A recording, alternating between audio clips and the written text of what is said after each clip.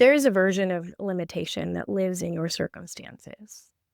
And there's a version that lives in the language you use to describe your limitations, the beliefs that you inherited before you were old enough to question them, and the identity that you built to survive a version of your life you have long since outgrown. This show is here to dismantle the latter. I'm Jana Blage, host of the Beyond Limitations podcast. Welcome. We go deep here into the decisions that feel heavy, the patterns that keep repeating, the places where something in you already knows it's time to move differently. Every episode created to give you something real, a framework, a reframe, a truth that shifts the way you see what is possible. The life and business you are building deserves more than surface level answers. Let's get into it. On today's episode, we're going to cover the meaning of the word decision and how that very meaning may be keeping you stuck. What if the reason you keep circling a decision has nothing to do with needing more information? What if that choosing means losing and your brain is refusing that loss? I want to start today with one single word, the word decision. It's a word you use dozens of times a day, and I would bet that you've never looked closely at what it actually means. Because if you did, I think the way you experience deciding would change permanently.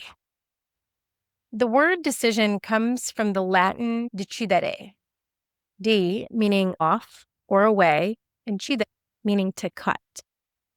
So to decide is to cut off. It's the same root that gives us words like scissors, incision, precision, and concise. So when you make a decision, you're actually cutting off everything except the one. The Latin understood this. Deciding is an act of severance, and severance is uncomfortable. Jean-Paul Sartre wrote that we are condemned to be free.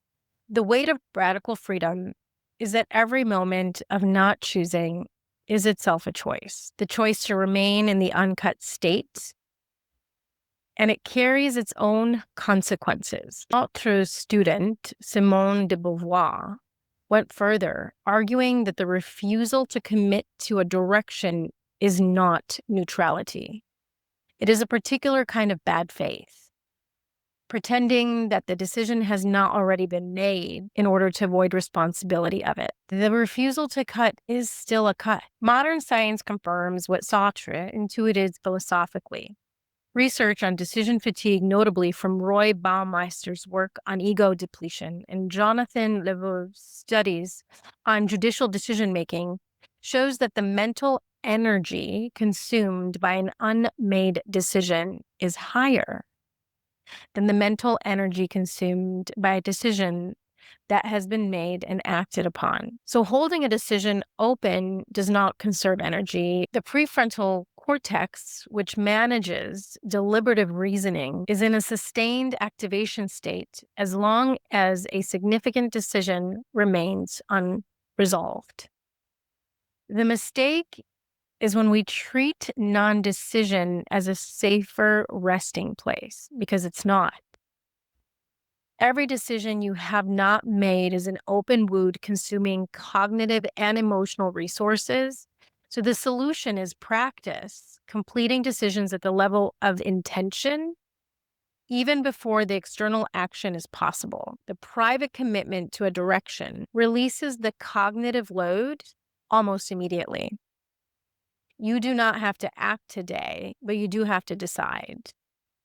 Cut cleanly, and the healing will begin the moment of severance. The word we use for decision carries centuries of wisdom about what deciding actually requires. It requires a willingness to cut, to release the other possibilities, to stop bleeding energy into the unmade. Make the cut. Everything on the other side of it is available only after. It's your choice. If today's conversation shifted something for you, share it with a woman in your life who needs to hear it. That is how this work travels. I'm Jana Blage, and this is Beyond Limitations. The limitation was never the ceiling above you. It was always the story inside you, and you are the author. See you next time.